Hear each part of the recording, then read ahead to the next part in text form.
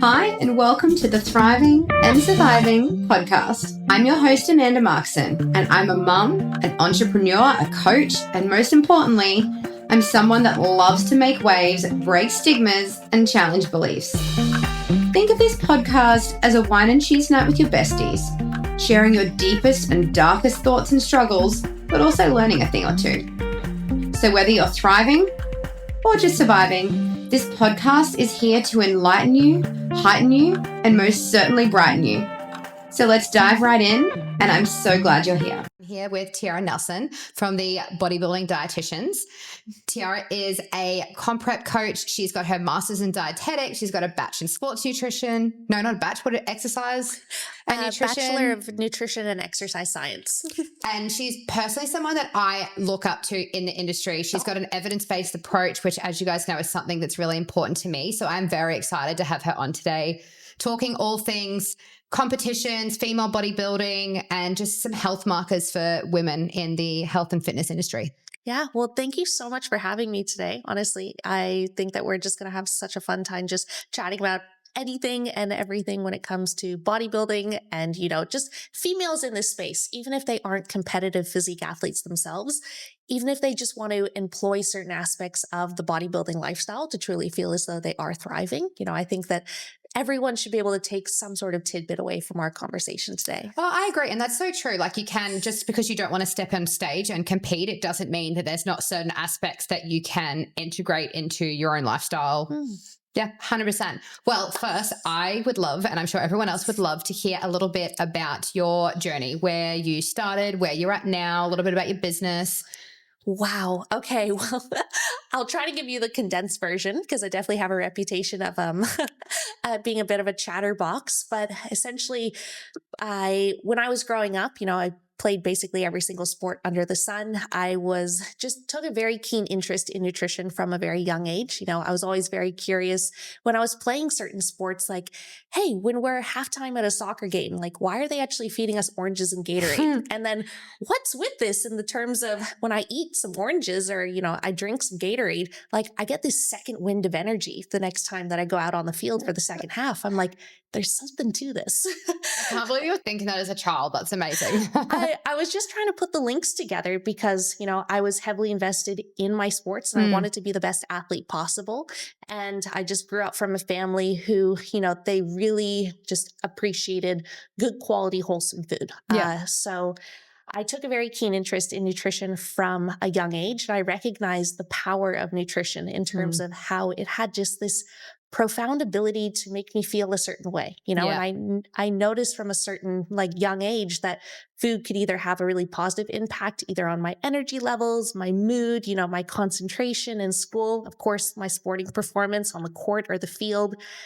And then when I was in my later years in high school, in grade 11, very innocently, you start to kind of want to change your body composition a little bit. You're like, yeah, I can lose a little bit of weight. And again, it stems from a very innocent point. But, down that track, I started to fall into some very disordered eating habits. And I started to become very hyper obsessed with the scale, going down and down and down and getting that sort of positive reward in the sense of, hey, if I eat less food, I keep seeing this number going down and I like the way that I look. But then when it reaches a certain point, you feel as though you're doing something wrong, when actually, you're just unknowing of the fact that, hey, my body is actually in a position where it doesn't need to lose any more weight. It's really getting on that borderline of this is pretty unhealthy. This is underweight, but you're strong, you're determined. You're like, no, I can keep going. I want to keep seeing it drop. So I suffered from some pretty chronic disordered eating habits for about 3 years, throughout grade 11, grade 12, and my very first year of university. And food was really starting to control my life. I just went through some really, really tough times there where I was just in an awful headspace, severe orthorexic eating habits. And I really didn't feel my best. Yeah, I can imagine. And I recognized that hey, I know that food has the potential to make me feel really good. At the very end of grade 12, when you are deciding which courses you want to consider when you go to university, I saw this thing called a Bachelor of Nutrition and Exercise Science at the University of Queensland. And I'm like, man, well, I like exercise. I'm interested in nutrition.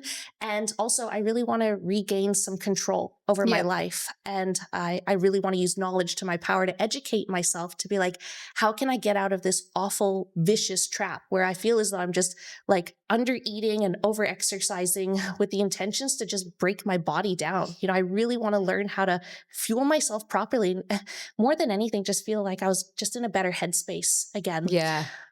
So went to university. In that very first year, I was doing a lot of long distance running. I was like part of the track team. I was doing a lot of cross country with the University of Queensland. But then at the very end of the year, I was just like, enough is enough. I know I'm doing this with the wrong intentions. I'm running a heck of a lot because I know it's a great way to burn energy. Right. And I'm like, I am just so sick of just tearing myself apart. Right. And I was learning all of these amazing things through my bachelor degree in terms of nutrition and exercise and how to fuel your performance and how to build yourself up to be strong. And I bought a gym membership as well to the University of Queensland gym. So I just went cold turkey on running. I texted my track coach and I was like, listen, I'm really sorry, but I think I need to take a break. Never went back. I stopped, cycling my bike down to the track and instead I started cycling to the gym and I just fell in love with lifting weights. It made me feel so strong, so empowered. Ironically enough, once I finally started lifting weights, I was actually visually seeing the results that I wanted all along, Go figure, right? It's so strange how we think that if we just do a whole bunch of cardio, we're going to build that sort of, dare do I say, muscle tone. Yeah, I know. But actually lifting weights and it just made me feel so good. And I'm like, whoa, okay. And I'm actually able to apply all of these amazing things I've learned through nutrition science and advanced exercise physiology and almost being my own little guinea pig. Yeah. In a sense, it was so neat. And I just became obsessed. And I needed a job to support myself through university and, pay my rent at my funky little share house. So I actually, on top of my nutrition exercise science degree, I did my personal training degree, Cert 3 and 4 in fitness. I got a job at the University of Queensland gym and I basically became the only female personal trainer there on the gym floor.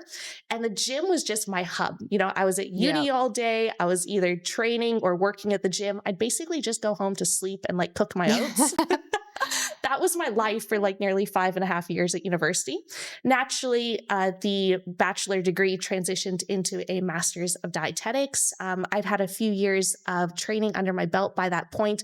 Of course, started to learn a heck of a lot more about the industry, collaborate with more people, and naturally took a keen interest in bodybuilding because being a very competitive athlete growing up, I'm like, man, I want to have some sort of competitive aspect to this, right? Yes. I want to truly challenge myself. So on top of once I'd finished my studies for my standard courses and things of that nature, my guilty pleasure was actually still going on research reviews and stuff like that, but actually searching evidence-based bodybuilding. So I fell along the lines of people like Andrew Chappelle, also known as Fueled by Scott's Oats, over in the UK. Of course, people like Eric Helms and Eric Trexler and people from the mass industry. I just really started doing this deep dive into actually evidence-based bodybuilding. And this is back in 2016, 2017. When there obviously isn't also much there for women. Very minimal for women. But even then it was still just scraping the surface. So I started becoming really fascinated in that sense. And then, naturally kind of started to compete in bodybuilding on top of studying at my master's of dietetics. And then once I'd graduated, if the master's of dietetics taught me anything, it was really where I didn't want to work. At the master's, it's very clinical based. So you spend a lot of your time in hospitals and in aged care facilities. And I want to be surrounded by youth. I want to be surrounded by life. I want to be surrounded by people who are heavily invested in their health and their fitness. They're not neglecting themselves, essentially. Part of the prevention rather than the... Exactly right. So I was like, man, I'm going to work for myself. Myself and my business partner, Jack Bradford Smith, we both started the business called the Bodybuilding Dietitians. And we both really loved actually sharing good quality information with people. So even prior to starting our business and graduating, we actually started the Bodybuilding Dietitians podcast in 2018. And that's when podcasts were, not nearly as popular as they are today. So we actually, we got our foot in the door quite early, which is awesome. And people really appreciated it because we had a little bit of a social media following at that point. And, we would just simply put out question boxes and be like, hey guys, like, what are you curious about knowing in terms of bodybuilding nutrition?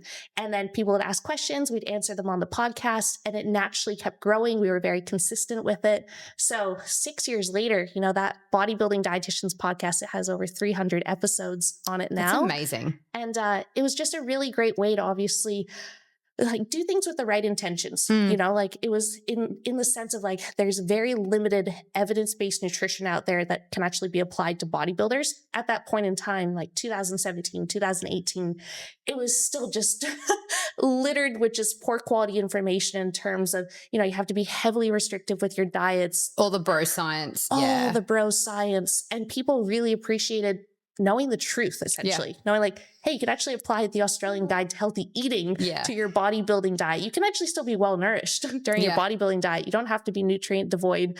All of these things, people just appreciated wow, so I don't have to be dehydrated on show day? It's hell no. Do you actually want to look good? Do you actually want to get a pump? So we started with the right intentions, and then naturally just sharing that high quality free information. People start to reach out to us, be like, hey, can you actually coach us? You guys seem like you know what you're talking about. You practice what you preach. We'd already had a bodybuilding show each under our belt by that point. And then once we graduated from university, kind of just learned the ropes with starting a business. We basically made up a name for ourselves. We're we're bodybuilding dietitians. And we just stayed consistent with it, really continued to follow our passion. And it's just continued to grow and grow and grow and grow to now where this point, we've worked with well over 1,000 people, really positively impacted a lot of people's lives, taking competitors to stage, even it's just amazing on social media, the amount of people I feel as though we've been able to help and educate just through. Your reach would be so much further than you even fathom. It's incredible. Yeah. It's incredible. And you never know who's listening. You never know who follows your content. I'll be in a bathroom at a bodybuilding show washing my hands, and someone next will be like, oh my gosh, I listened to your podcast. Thank you. Can you introduce yourself? What's your name? So it's truly just amazing how it's gotten me to this point now. But it's simply the case of I am unapologetically obsessed with everything exercise and nutrition science and bodybuilding. And it's amazing that I've been able to do all of these things that just bring me so much immense joy on the daily and call it work. I mean, it's your passion, right? So I love everything about it. No, I feel like you can definitely see your passion come through in your content and your post. And it is, I've followed it for a while and I thoroughly enjoy the content that you guys put out. And I think that's important when there is so much noise, I suppose, if you will, in the health and fitness industry, which is where you can see why people that don't have an educated base, they're looking at things and they're being told X, Y, Z and knowing, okay, I've got all of these options, but which option is correct for me, when some of the marketing is pretty wild these days. Yeah. So with coming back to, I suppose, the education angle, I want us to dive into a little bit. You obviously work with males and females, but focusing on the females, what are some health markers that women should be looking for if they're not necessarily competitors, but competitors if they're in a prep? So objectively and subjectively. Yeah. So I guess we're looking at objective markers. A big golden one would certainly be, if you are not on hormonal contraception, like having a regular menstrual cycle, that's an enormous one, or at least being on a form of contraception where you're still in the know of your natural reproductive hormones as well. Of course, it's a choice made up by every single female, which route that she wants to take so that she doesn't get pregnant at a time she doesn't want to get pregnant. So I think that's really important as well. And then objectively actually tracking some blood work, that's the most objective way to know, are you genuinely healthy? There can be a lot of underlying things where people don't necessarily display symptoms per se, but there actually can be some things going on. So for example, the number of times where people are like, oh, I'm fine. I'm like, yeah, but look, it's been probably over a year since you last had a blood test. We actually are just about to go into a chronic dieting phase as well. Before we do that, and we know that we're going to be compromising, your energy intake, and then with that, some micronutrient intake as well, we want to make sure that, you are objectively healthy before we put you into an even more deprived state. And the number of times where sometimes people just come back with, underlying very they're nutrient deficient in, for example, vitamin D, or they have low iron stores, or other things like, for example, that you can notice that if they have a DEXA scan, it's like, wow, actually you are below the average percentile for your bone mineral density. So if you can actually have a blood test done and actually be able to objectively say, okay, are we in the clear or not? Then if you actually have those markers, you can rectify those.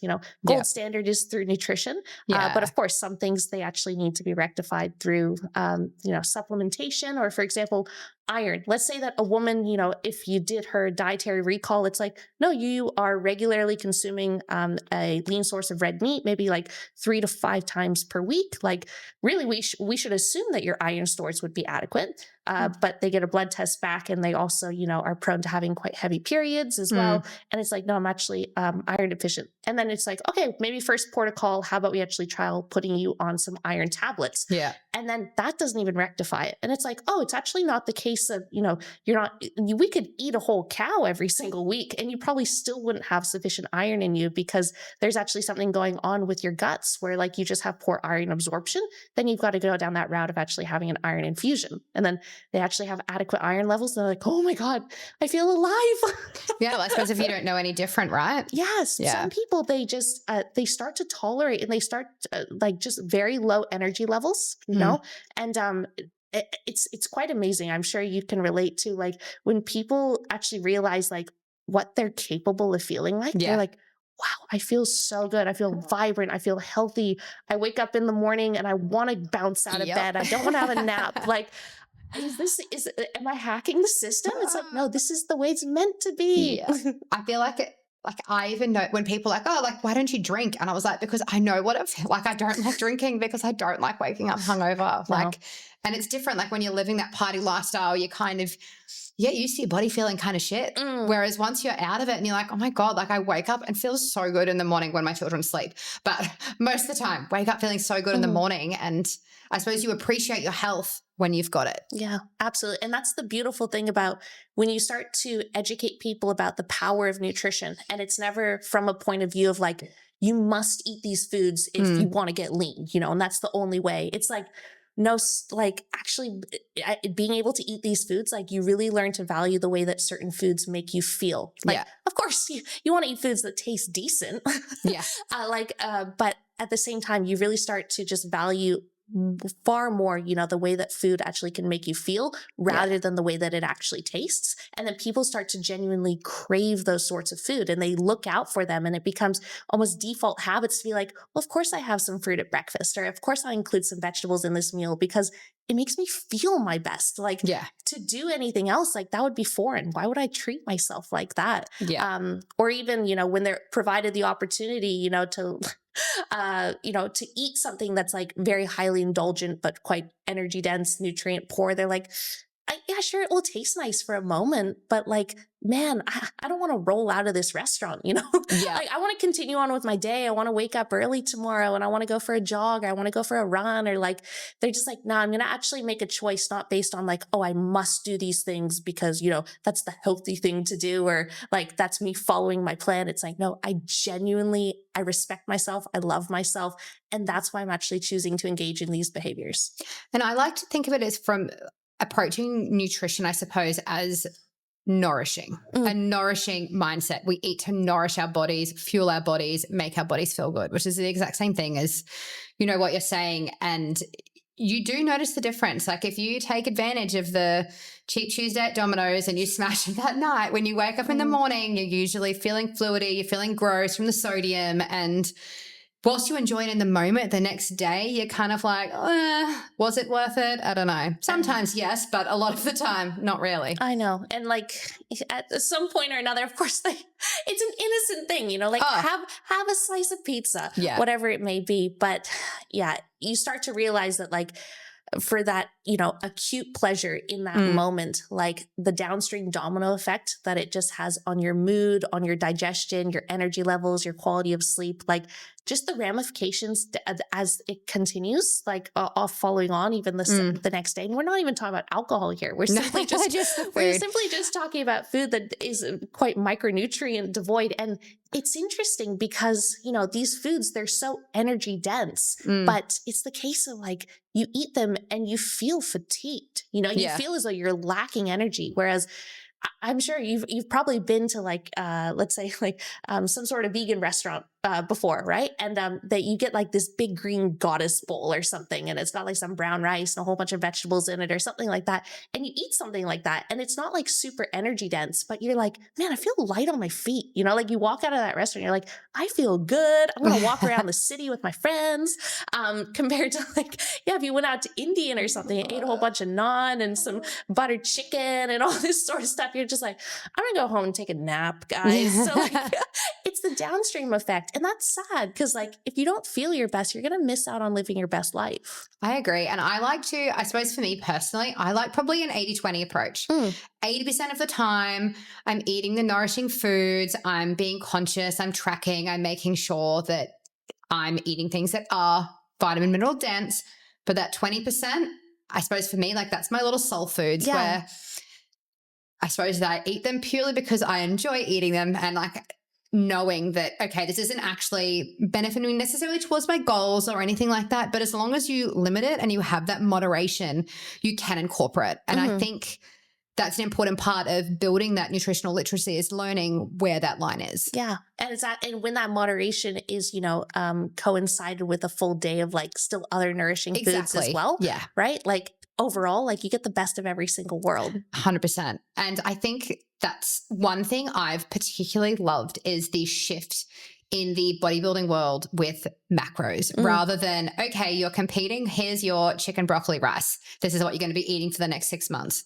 Whereas now, most competitors almost for majority of their preps are flexible dieting where they're tracking their macros. They're still having a variety of different fruits, vegetables, protein sources throughout. So the deficiencies and the disordered eating that their restrictive dieting seems to generate, I feel like we're moving in the right direction. 100%. Because like if people were to have gone through like these very chronic stints of dieting, let's say like 16 to 25 weeks straight of just eating these very set foods. And ironically enough, you know, that those foods, they're prescribed on a meal plan with the intention, to get someone shredded for sage, but also, you know, they are deemed as the healthy option. But gosh, you actually look at a standard bodybuilding diet and you're like, this in itself is devoid of essential micronutrients. Yeah. Like if you are eating white rice, chicken, and broccoli, like one, where's the calcium at?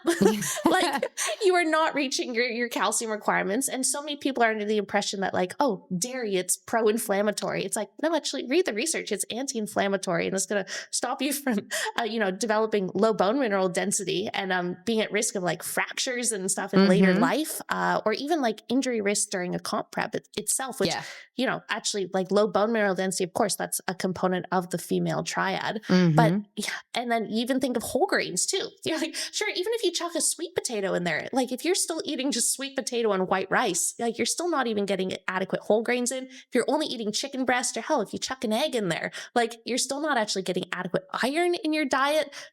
And like, even if you're only eating broccoli and you're not having any fruit or you're not having any, other colorful vegetables, it's like, you're not getting a whole host of different beta carotenes and antioxidants and phytochemicals in your diet. So it's like, the intention for this is to get you into the stage condition required and quote unquote, it's supposed to be healthy, but actually you take a blood test at the end of prep, like you're deficient in this, that, and the other. Yep. So like flexible dieting, and they've even shown this in some studies as well, that having wider dietary diversity, you're less likely to actually suffer from these sort of micronutrient deficiencies. Which makes sense, right? It does. Like it makes sense. And I think it's also like going into the psychological side is someone tells you can't have something, you start wanting that thing. And that applies in general. So as opposed to being told like you can never eat chocolate for the next 6 months, as opposed to, do you know what, you can, little square, incorporate it, and having that flexibility and that balance. Obviously, if you have too much of that and you're going to end up finding yourself with not a lot of macros to work with come dinner time, and that just doesn't work from an athlete perspective. But having the variety there through your prep means you're not as likely come the end of show. And I'm sure a lot of people have seen competitors talk about this, where they have the post-show blowout and they go on the crazy binges because they've just spent 6 months literally starving, eating a really restrictive diet, and then suddenly the pressures of stage aren't there keeping you accountable. It's a risky spot for a lot of competitors. 100%. You know, for a competitor. So for example, like let's say you have your oatmeal every single morning. If you can give yourself permission, God, like we're all full grown adults. We can do what we want at the end of the day. But you know, you incorporate into your diet. You're like, hey, I'm actually going to put like 5 to 10 grams of Nutella onto these oats. Sure. Could argue it's a bit of a pathetic amount, but like it's my little bit, right? My little bit of Nutella. That's probably then going to stop you from, once you get off stage, you know, those tables when you're backstage, you know, full of Nutella donuts, like smashing 5 of those before you even get a photo with your medal. Cause you're like, I haven't had Nutella for 20 weeks. And even someone who's not competing takes the edge off, right? It does. Like, you know, when people are like, man, I'm just a sucker for cheese. I love cheese. But they're like, but I don't keep it in the house, or I don't buy it because I just go loco over it. I'm like, we should actually incorporate some cheese into your diet. Because otherwise you go to a wedding and I know that you gravitate towards that cheese board and you don't leave. Cheese table? There's only crackers left. Exactly right. Yeah. So actually starting to incorporate these things in someone's diet. And even if you educate them as well, it's like, for example, in the case of cheese, it's like, oh, cheese is actually pretty darn nutritious. Like it's obviously providing you with some calcium. It's obviously providing you with a little bit of protein. It's quite satiating as well. Hell, if you eat the blue cheese, then you even get some like probiotics in there. So there you go. You know, the smellier, the better. But I think that you can always find some way, shape, or another to find some sort of health benefit, whether that's, you know, from a nutrition science perspective, but even psychologically, like to actually justify, hey, we should actually more so be focusing on the foods that you can include in your diet rather than the foods that you need to exclude. And I think people as well, like obviously there's lots of different dieting styles out there, and the amount of people that are like, I need to do keto. I'm going to lose all this weight on keto. And it's like, well, are you someone that thoroughly enjoys carbs? Yep. Keto is probably not a good one for you then, because it's going to be miserable. And then the first thing you do after your dieting phase is going to be going hell for leather for the carbs. Yeah. It doesn't have to be all or nothing. And then telling that person who wants to do keto, I'm like, hey, you can still follow a relatively higher carb diet, but you can still have eggs. You can still eat some cheese. You can still put some olive oil on your salad. Like it doesn't have to be all fat or all carbs or freaking all protein. It doesn't have to be all of anything. Like, well, our body needs both, right? So our body needs a little bit of everything, right? If it genuinely wants to thrive and you want to actually to be sustainable long term. And I think that's the key word there is sustainable. A lot of, obviously, if we're talking in the bodybuilding space, a lot of that isn't sustainable. But when we're talking lifestyle coaching, and I'm sure you'll agree, the key there is to make sustainable changes, small sustainable changes, because that's the key to after whatever phase it is, whether it's you're not coaching anymore, you've implemented these changes and tweaks to your lifestyle where these results then are for life.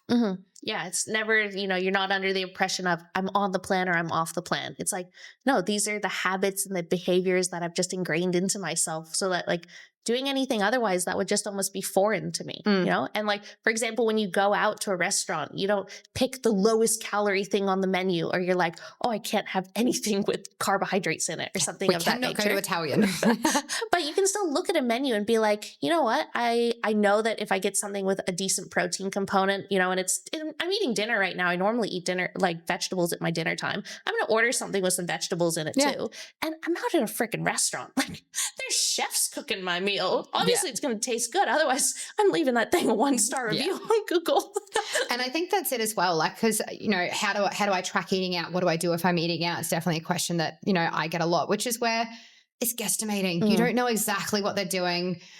Maybe if you're in prep, you whip out your scales out of your handbag, but generally you're not going to do that. You're just going to be making choices around it that still facilitate with your goals. So something I'll say to clients is like, okay, if you know you're going to go out, if you want to have a look at the menu, sort of pick ahead of time, get a rough idea on, okay, this is going to be about X number of calories. I'm going to prioritize eating protein, lots of veggies throughout the day because I might not be hitting that at night. Let it wash out in the wash, so to speak, and just enjoy your night. Yeah. And that's also the beautiful thing about like 90% of the time you are regularly tracking your food and you're cooking your own meals. Like your nutritional literacy that like it's almost like sometimes I feel as though I have x-ray vision. Like I tell it to clients as you'll see the matrix. Exactly right. I'm like, that's not just a can of sardines. Like, yeah. That is a can of HPV protein, you've got omega-3s, you've got calcium in there, you've got collagen in there. I'm like, that's not just sardines. Like that is your golden ticket if you're willing to eat it. To prime health, I'm telling you. But like, yeah, when you actually look at certain foods, you're like, man, how can this actually benefit me from a health standpoint, from a nourishment standpoint, but especially portion sizes. Yes. Like actually learning, okay, what is a portion of lean meat that's going to give me 20 to 25 grams of protein? What is a portion of cooked rice that's going to give me X amount number of carbs? Or like, what does an actual portion of like 200 grams of vegetables actually look like, etc. Yeah. Or we all know the classic peanut butter. You know, the difference between a heaped teaspoon and a level teaspoon is vaguely different. Exactly. But actually, you know, going to the extent to educate yourself on these sort of things, learning portion sizes, learning energy density, learning macro and micronutrient density of certain foods. One, like you feel empowered, you're educated, you can make a lot more informed choices when you're actually in those situations where, hey, you don't have access to tools. Like, hey, you haven't brought your scale in a handbag, or maybe it's in there, but you're like, yeah, it's might be inappropriate. To do this. It's not necessary. Or you just choose, you choose not to use those sort of tools at that sort of time. Like you're like, I should know enough by this point. Because the goal should never be that like I have to be reliant on these things. Like you use them to your advantage under certain circumstances, but it really should instill you with that knowledge that you can then carry with you throughout the rest of your life, where it shouldn't be obsessive or restrictive. Yeah. It should be freeing. It's like, I understand the energy density of foods. I can go out to eat a meal with my friends and they're all like, oh, but we're ordering Thai, but the rice, it has carbs. And it's like, there's nothing wrong with carbs, but you just don't need to eat the entire rice pot. You know, just order one of the little servings or eat half of it and share it with one of your friends. So it's very empowering. And I think it can alleviate that guilt too, because you understand carbs not the enemy, food is our friend. We're not demonizing any foods here. It's like I can incorporate these things and I just understand how that fits in. There's no such thing. It's good foods, bad foods. It's just food with different nutritional value. And I'm going to pick those foods depending on what my goals are at the time. Yeah, exactly right. And then you carry that with you throughout the rest of life. I've never heard a single person who has like gone through a stint, let's say, of like even like starting off as an absolute newbie, going through like 6 months of coaching under a coach, right? You know, you teach them the ropes in terms of tracking your food, weighing your food, teaching them about, you know, the nutrient quality of certain foods, the energy density, the macronutrient content, etc. I've never heard a single person actually say, oh yeah, I just forgot. I forgot that chicken's a good source of protein. Or like, I forgot that actually peanut butter has more fat than it does protein or carbs or whatever it may be. Like these things, they are ingrained, they are burnt into our brains. Yeah. And it's up to you whether you want to let that like drive you crazy or be like, no, I'm like instilled with this knowledge for life where like, I know how to make decisions that are actually going to serve me. All right, so we tangented off, but we started speaking about, you know, getting blood work done, DEXA reports done, keeping in mind those sort of health markers. What about menstrual cycles? Oh, wow. That's a good one, right? Where do we begin? So I think the first thing to touch on is, you know, does a female have a regular natural menstrual cycle? So that means that she's not on any form of hormonal contraception, or is she using a form of hormonal contraception? And I think that's also really important for females to know themselves that if they are using hormonal contraception, and even if they are having what they think is a menstrual cycle each month, their natural production of reproductive hormones, their endogenous hormones, they've actually been suppressed. And these exogenous hormones that they're taking through, for example, let's say the pill, that is actually causing them to have what's called a withdrawal bleed. So they're not actually having a legitimate cycle. Period, yeah. Yeah. So I think that's something really important to actually clarify, because it just goes without saying, I'm sure that you know this too, you might have experienced it yourself, especially in this day and age, 2024 coming up to 2025. It's not even the case of like, you know, depending on the division or the category in bodybuilding anymore when it comes to females. Like you may have been the argument previously of like, oh, it's only the bodybuilders or the figure athletes or the fitness athletes. They're the ones that need to get into top tier conditioning.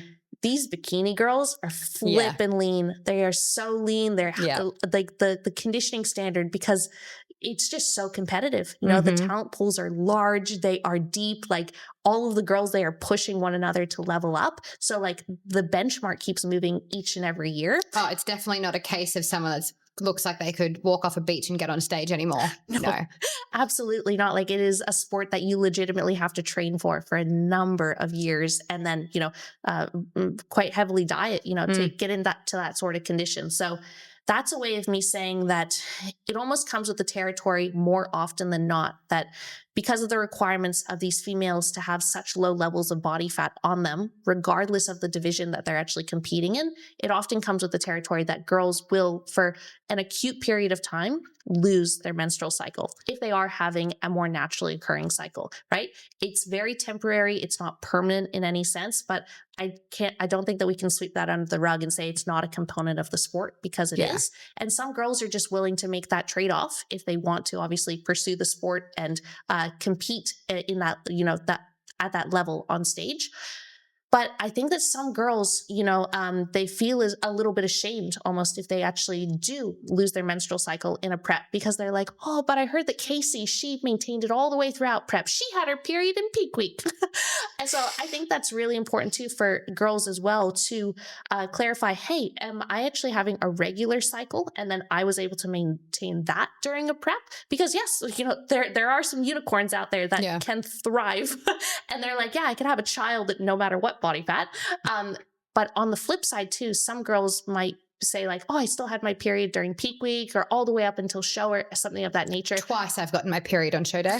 Twice. It is rude and it is unfair. And a part of you is like, kind of wish I'd lost it. But in some cases, or in most cases, at least in my experience, if you do a little bit of deeper diving, it's like, well, that's actually a girl that was endogenously inducing a period or a withdrawal bleed, because she was actually on the pill. She wasn't actually having a regular normal cycle. So I think that's important, because I think some people, they might say that and preach that like, oh, everyone should be able to maintain their period, you know, leading up to show. Otherwise, that's just so unhealthy and you did it wrong, right? And they use that as maybe a little bit of a flex. And then other girls who are like, but I did everything to the best of my ability. You know, I tried to do this in the healthiest way possible, but my body recognized that given the circumstances, I was not creating the environment to have a child. Yeah. And I suppose that's sort of what it is it's your body saying, no, the conditions are not suitable for us to get pregnant right now. But on the flip side, I feel like it got very normalized that you should lose your period. Otherwise, you also haven't done it right. And I've had clients be like, I don't understand. I'm pretty sure I should have lost my period right now. And I'm like, it's not that you shouldn't have. It's just, it may happen. It may not happen. We try and minimize it happening to the best that we can. But as a coach, you know, every woman's body is unique. That threshold of where your body says no. Yeah. It is different for everybody. Everyone is so different. Absolutely. And it's also the case of, it's not just like low body fat levels that cause women to lose their menstrual cycles. Like even if you're going through a really stressful time, you know, like let's say someone is going through like peak exam period, or someone's like finishing off their PhD, or let's say that someone's going through like a really emotional divorce, or they're trying to be promoted through work. They're like heightened stress levels. You would not tell that woman, oh, you know, just you sit the exams later. You're a little bit too stressed, or the PhD can wait, or, you know, oh, you're fine where you are. Why do you need a promotion? It's like, screw you. I'll do what I want. So like some women are just willing to make that trade-off, but they recognize, hey, like I'm putting my body under heightened stress right now, whether that be physical or emotional, mental, whatever it may be. Like I'm under the pump right now. It recognizes that, whoa, halt the brakes. This woman is trying to take on the world, but childless for the time being. But when the time is right, everything's settled. Maybe she has a little bit more body fat on her. Maybe her sympathetic nervous system has come down. Yeah. has settled. Then it's like, there she is. And I think the key as well, you said acute loss. Mm-hmm. If this is, and so acute, so we're talking, it's for a small duration, it might be a couple of cycles. We're not talking for the whole 6-month prep. We're not talking about years after prep. Like, we're talking for a very short period. It is common. It does happen. It's nothing to be alarmed about, but it is obviously a good one to monitor, because as everyone should know, your cycle, if natural, is a really good health marker for you and how your body is. Yeah, absolutely. And it's so important as a coach and an athlete, of course, to be well aware of these things. And at least in my experience, gosh, if anything, when you take someone under your wing to actually coach them through a bodybuilding journey, regardless of whether or not they want to get on stage, like, they learn to become a heck of a lot more self-aware. Like, for example, you might let them know in your very first coaching call that, the certain data points that you'll actually be tracking. And you'll be like, okay, on the weeks that you're actually menstruating, we're going to highlight those on our spreadsheets so that we can keep track of those month to month. Because, of course, as a female, we all know it's not abnormal to have body weight fluctuate during that time, or hunger cues, or your sleep, your energy levels, your training performance, you name it. Of course, like, when we have these very fluid hormones going on throughout a cycle, and no, it's not that perfect 28 days for everyone, but that's the beauty of tracking data unique to that person, so that you can identify trends. And just in general, like, undertaking a journey like this, it makes people a lot more aware of how they actually feel. Yeah. But it's that constant checking in with yourself. Exactly right. And then you're truly in the know, which is just knowledge really is power in that sense. And I mean, it blows my mind in the sense that I know that there's women that have nearly a whole pregnancy and don't clue on that they're pregnant, which obviously people carry differently. But for me personally, I knew 4 weeks in, because I could just, my body felt different. I was tighter. Like, there was just different markers where I was like, oh, something's not right. I need bloods done. Like, I can tell this slight difference. And it wasn't kicking baby. It was very early on. So it blows my mind that some people can have all of these big changes happen. And it is big changes, but they don't even clock it. Like, I know, like, when someone has a check-in with me and they're just like, oh yeah, I got my period last week. I was like, you didn't let me know in the previous check-in that it might have, like, you were forecasting to get your period. Like, it's almost like, oh, just wait until it arrives, sort of thing. So I think, if anything, it actually starts to teach people to actually be aware of these things and put the pieces together, be a little bit more of their own detective, and be like, aha, okay, so that's why when it's always the week before I actually get my period, or the week on my period, this is perhaps why I'm actually feeling this way. It's not just like at random. I love a client that's an expert of their own body, because then, like, they're my best data source if they know all of these things, how things make their feel, how they respond to things. I'm like, this is like, you're giving me the instruction manual, as opposed to clients that haven't gone down that journey yet. But yeah, certainly it goes without saying, you want to be working with clients in an improvement season before you transition into a prep. But in a prep, of course, monitoring all of those certain metrics on their menstrual cycle, whether or not they're on hormonal contraception or not. Because heck, even girls who are on the pill, I've seen girls, even when they're religiously taking the pill, when we go down to very low levels of body fat, the body does some wacky things. Even like their predicted pill cycle starts to be like, oh, I actually got my period a day earlier. It actually didn't come. Like, things start to change, even when you're trying to be in control. But someone who has a natural cycle, and let's say that you're coaching a high-level figure athlete, getting to very, very low levels of body fat, holding a lot of muscularity, if they were to lose their cycle, generally, in my experience, they do lose it in that territory of like that 5 to 10% above their stage weight. So let's say that you had someone getting on stage at 50 kilograms. Then somewhere in that territory of 5 to 10% above their stage weights, usually like 2.5 to 5 kilograms or so, somewhere, again, based on the person, based on the context, etc., like their calorie intake, how much expenditure they're doing, just who they are, what their history is as well. if they do start to suffer from very acute amenorrhea, then it generally happens in that territory. Yeah. And it's really important to obviously be communicating with your clients about these things, to be like, hey, my cycle actually didn't come this month. And then having that conversation to be like, I just want to reassure you, like, it doesn't mean that it's never going to come back. But of course, like we knew from the start that this actually is likely to come with the territory of the sport. But it's going to be a top priority for us once we achieve our goals, after we finish our competition season, to get this thing back. Yeah. So if you can actually put a mark on, all right, when this person was X weeks out, they were consuming this many calories, doing this much X energy expenditure. They were also at this body weight and this body composition. If you can actually really highlight that and take note of that, and then post-show be like, we know for sure we at least need to get back to this mark. And it almost coincides quite nicely with the recovery diet metrics in terms of gain 5 to 10% of your stage weight within 1 to 2 months post-show.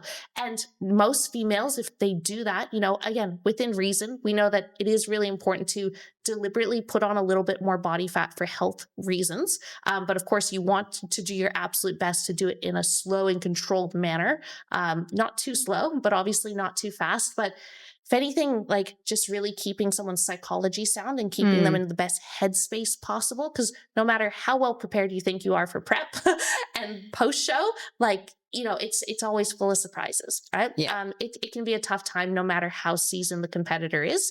But having that conversation to be like, hey, you know, you got on stage at 50 kilos. We lost your period at 53.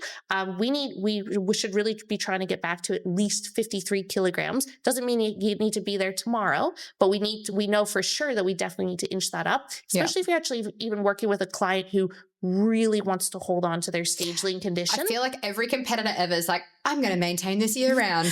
But some people, they are like, we know there's some tough mofos in this sport. And some people, they actually are physically resilient enough, and they, you know, really do have a grip on their nutrition where they're like, no, I could reverse diet. I could add an extra 10 grams of carbs per week. They feel so attached to that stage lean physique, but it's like, listen, we have judges' feedback. We know that you need to get more muscular.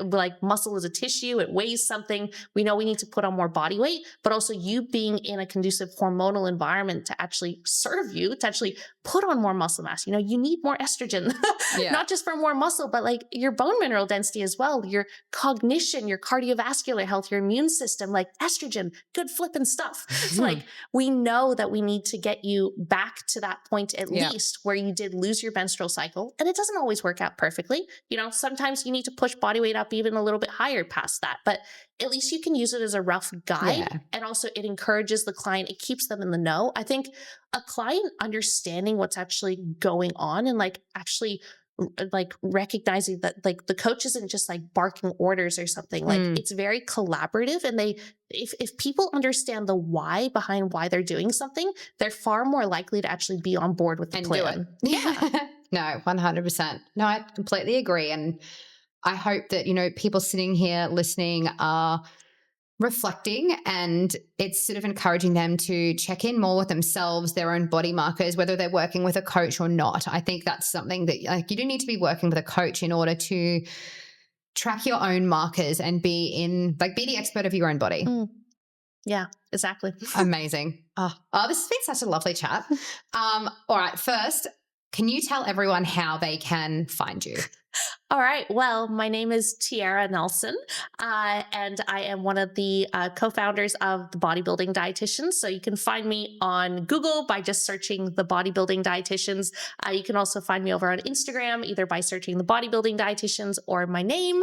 And then also you can search the Bodybuilding Dietitians over on any podcast channel as well, even on YouTube as well, if you'd like to tune into some of those podcasts. I also have another podcast channel as well called Bikini Bodybuilding and Dietetics, where Amazing. I'm really starting to niche in the area of interviewing a lot of IFBB bikini athletes from here in Australia. You know, these amazing girls who we all know on social media, you know, they're quite seasoned athletes, but people only know them as a great looking physique, but they don't truly know the amazing woman that is behind that great physique, but also the story. I'm a firm believer that everyone has a story to tell.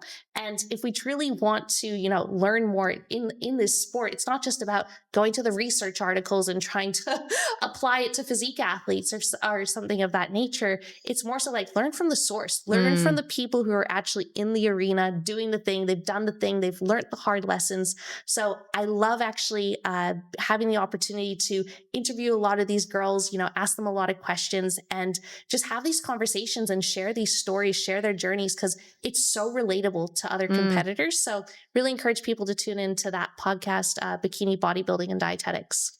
And then there is a question that I'm asking all guests on the show. If you could have any superpower, what superpower would you pick?